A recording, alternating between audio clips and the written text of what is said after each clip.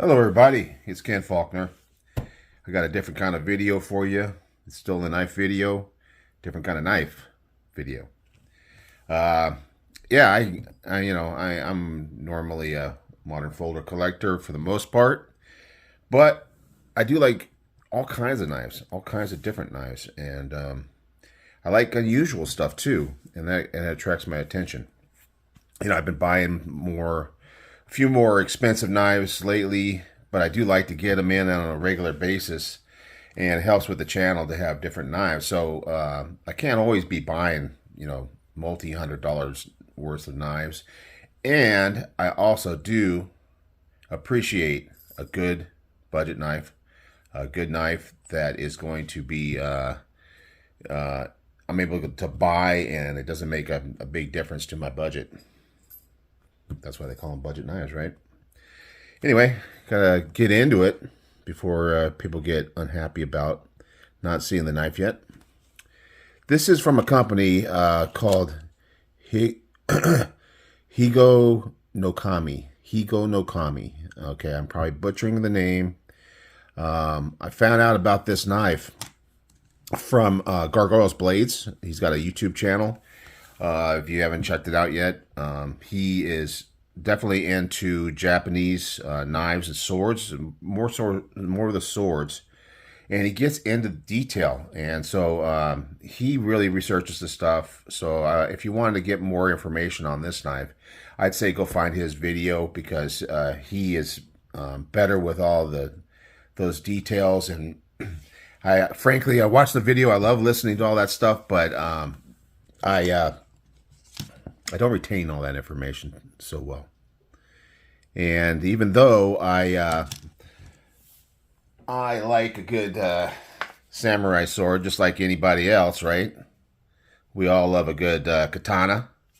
I don't really buy a bunch of them. I don't have the funds, because I'm spending so much money on my folders that I like. So anyway, on to the knife of the day. This is a folder, and it is what is known as a friction folder, and it is made in Japan, and it is called the folding knife. The company is the Higo no Kami, like I mentioned, but if you look it up in Amazon, I bought a few knives that look like this from Amazon. Look at the way this thing is made. It's very simplistic. It's not going to be the best ergos in the world. It's not going to be the hardest use knife around. But I find it very interesting because of the fact it's such a simple little design. It's a rivet through there, and it's got this little thing hanging out here. It's kind of a traditional, almost looks like a front flipper, but it's kind of like a traditional Japanese way of making a knife and opening a knife. And you can't get it open one-handed, but it does not lock. And it doesn't really even snap. It's not like a slip joint. It's what they call that friction folder, like I mentioned. And the way you lock it is when you're using the knife, you put your thumb on this little tab here. So this is very, very old style of design. And I like this nice brass and the Japanese writing here, which I can't read, but I think it has something to do with the name of the company. And the blade shape is interesting. I guess some people call this like a K-tip, kind of like a reverse tanto, maybe some people would call it. But I think a lot of Japanese kitchen knives have this kind of shape on there. And you can see how the bevel is. And it comes down, I don't think it's quite a zero. I think there is maybe it's hard to see. It may be a zero, meaning that it doesn't have that secondary bevel. If it has a secondary bevel, it's very, very small, what they would call a micro bevel. Oh, I think I can see it here. And maybe it's just on one side, because I don't really see it here. So it's almost got that kind of chisel grind sort of thing going on.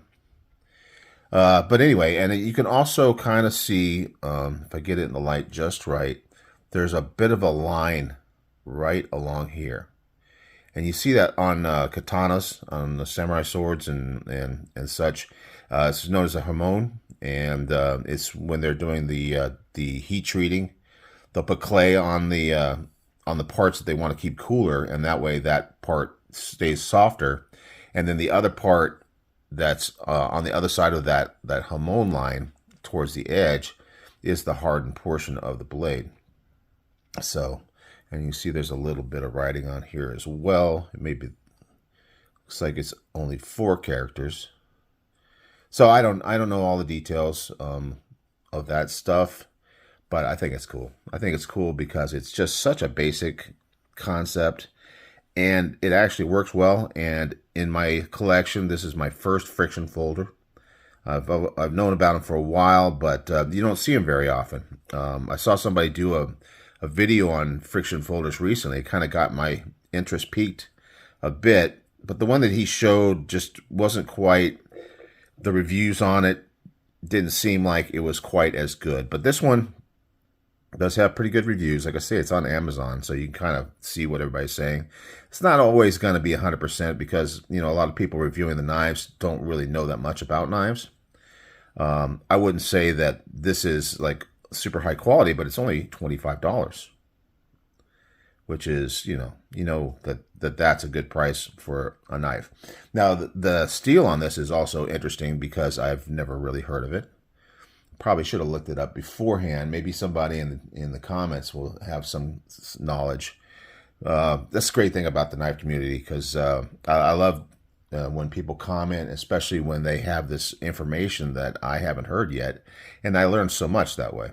But anyway, the steel is called blue paper steel, and I assume that that's something very old-timey, a way that the Japanese, because the Japanese were one of the early, you know, with the swords and all that, early ones really making an art out of making knives and swords.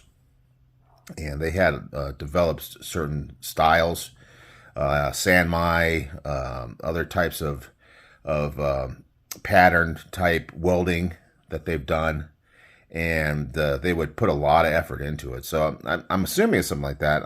I'll probably have to look it up. I probably should have done it before the video, but sometimes you know, the opportunity to make that video comes up, and I got to jump on it. I have other knives that are kind of like this, and I've shown them before on the channel, so I'm going to bring them out just to show as comparison to this. But and you may not have seen it because it's been a while since I made the video on this one. This one is called the Duke. I don't. That's what you actually, you take the blade out, and it says on the blade, Duke. And this is a very similar design.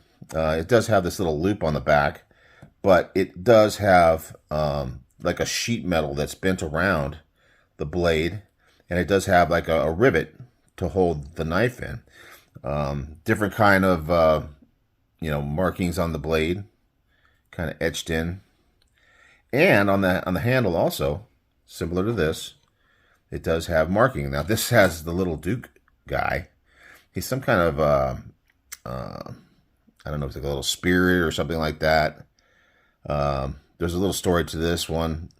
I actually saw some information on this on Wikipedia, and this one too. They're common in the fact that this one is made in France, and there is only one company in the world that is licensed to make this specific knife. And the same is true here with the Japanese knife, is that there's one company, it's from the Miko province, I guess. I hate to try to give you a lot of information on it because I really am not that knowledgeable or good at remembering all these kind of details. I just think it's cool. That's all. So anyway, there you go. There's the Duke and the Higo no Kami. See, I can't even remember the name of the knife, but I think it's cool. And then, last but not least, we have this knife. And it is a little bit more... oh, one other thing I wanted to mention. This one is actually a slip joint. So as you close it, you get the half stop, and you close it, and you get that walk and talk. And same on the way out. So you got a friction folder, and you got a slip joint, but similar designs, but have that difference to them. Now, there's this one here, and this is an interesting one. It's called the Black Cat, and I bought it because I thought my girlfriend, this actually is owned by my girlfriend because I bought it for her because she loves cats. So, trying to get her involved in the knife community. And she actually saw some, it's another thing that she likes is these 60-minute things where they talk about murder mysteries and things. Apparently, there was some serial killer that actually carried this knife. I'd have to get her to tell me the story again. But she calls it her serial killer knife. So that's very strange, but a little side note. Also, this one is a locking knife. So friction folder, slip joint, neither of those lock. This one locks. It's got its own little back lock. And the company that this one is from, Otter Messer, is apparently a fairly well-known company in Germany. And it also does have this little engraving in the side. So a lot of commonalities, a lot of things that are different.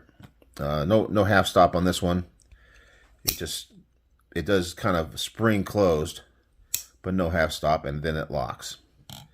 So there you have 3 knives from Amazon. All of them I bought at Amazon. All of them are under $40.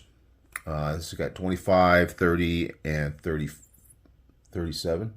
37 for this one and 30 for this one. So all definitely reasonably priced. If you're interested in having a knife like this, does not have bad ergos, and it will cut. See that this one seems to be a little bit higher quality, but then that's why it's the higher price. Also, all 3 of these from Amazon, none of them are made in China. So there you go. There's another point. And all 3 of them have different types of locking or opening, closing mechanisms. But they're all similar in their basic design. So I thought that was a cool thing. I don't know. Maybe I'm the only one. But there's probably somebody out there who kind of thinks this is cool as well. But anyway, thank you, Gargoyles Blades, for showing this one.